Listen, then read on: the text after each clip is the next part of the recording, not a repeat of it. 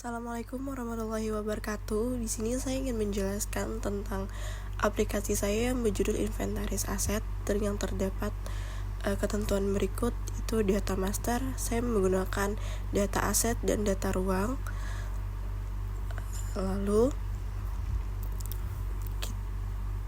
kita masuk ke ke tampilan data aset. Situ tanggal, kode aset, nama aset, lalu saya menggunakan simpan, ubah, bersih, dan hapus. Di sini juga ada information-nya. Lalu di bawahnya adalah tabel-tabelnya. Ini adalah coding yang untuk memasukkan itu data tabelnya. Itu saya menggunakan tanggal, kode aset, dan nama aset memanggilnya. Lalu di sini itu hasilnya juga pencariannya itu mencari nama aset dan lainnya. Lalu select from ini saya masukkan di sini untuk memanggil pencariannya. Lalu saya juga menggunakan Jobson pane untuk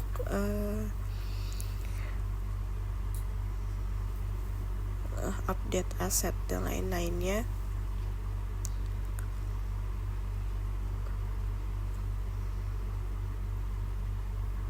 Nama aset itu tidak boleh kosong. Ini Jobson pane untuk nanti ada pemberitahuan. Lalu saya juga menggunakan codingan ini. Lalu selanjutnya itu ada data ruang. Di sini saya juga menggunakan simpan, ubah, hapus, dan bersih. Lalu saya juga menggunakan information, detail, dan lainnya di sini. Kita masuk ke codingan data table, pencarian, dan codingan lainnya.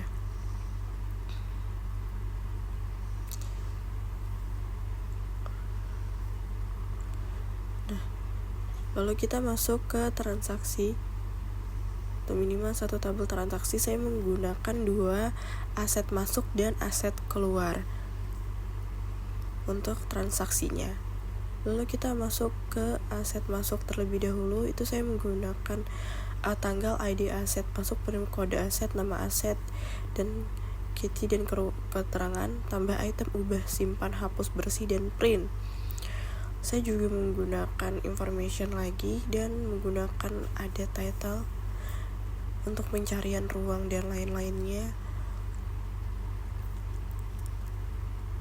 Lalu yang selanjutnya kita masuk ke codingannya. Ini untuk mengaktifkan button-button yang ada pada aset masuk. Nah, ini adalah untuk connectionnya.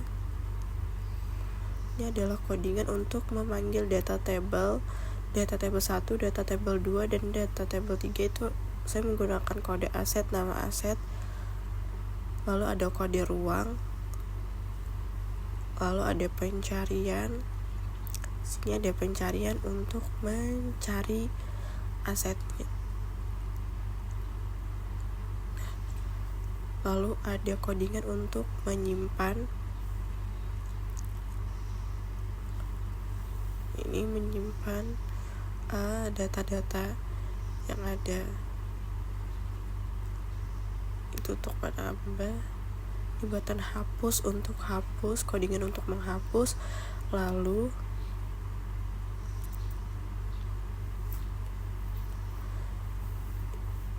ini button actionnya untuk cetak.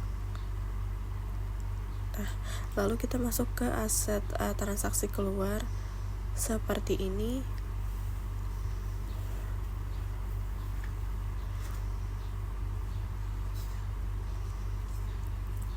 Nah, selanjutnya ini adalah codingan untuk menjalankan. Ini data table. Ini codingan.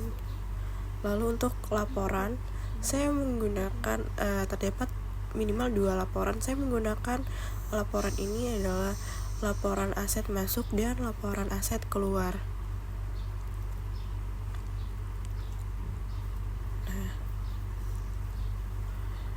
ini adalah untuk laporan asetnya. Itu di sini saya juga menggunakan nanti ada kalender ini seperti itu untuk menentukan tanggal, bulan, tahun dan lainnya. Ini adalah codingan untuk menjalankan pencariannya. Ini untuk laporan masuk, kodenya itu di sini. Dan ini codingan untuk ini action, performance-nya dan lainnya. Ini untuk tampilan. Lalu di sini ada cetak. Ini untuk main cetak. Lalu selanjutnya kita masuk ke laporan aset keluar, sama seperti aset masuk.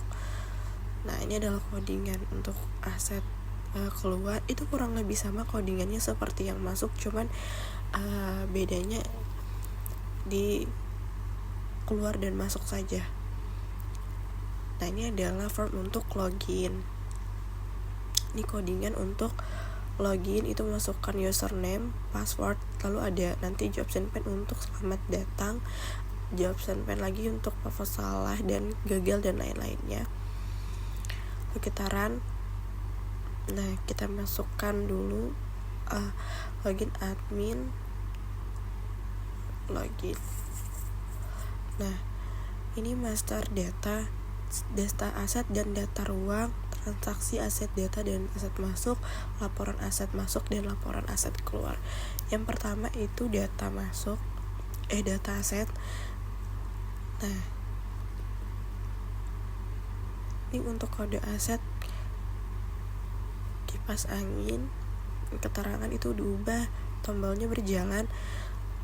Lalu untuk kita masukkan lagi yang modem Huawei. Nah, kita ubah, button ubahnya berjalan, lalu kita hapus. Nah, button hapusnya juga berfungsi.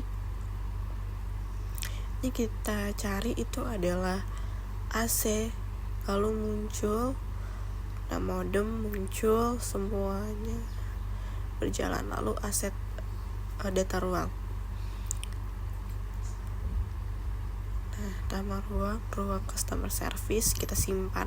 Dia akan tersimpan.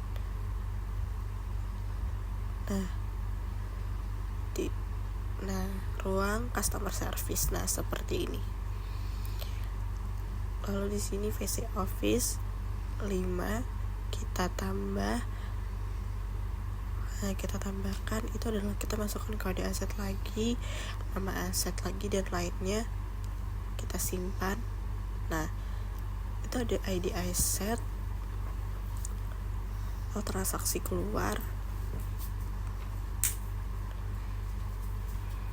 editing 1 rusak. Nah, kita tambah item lagi.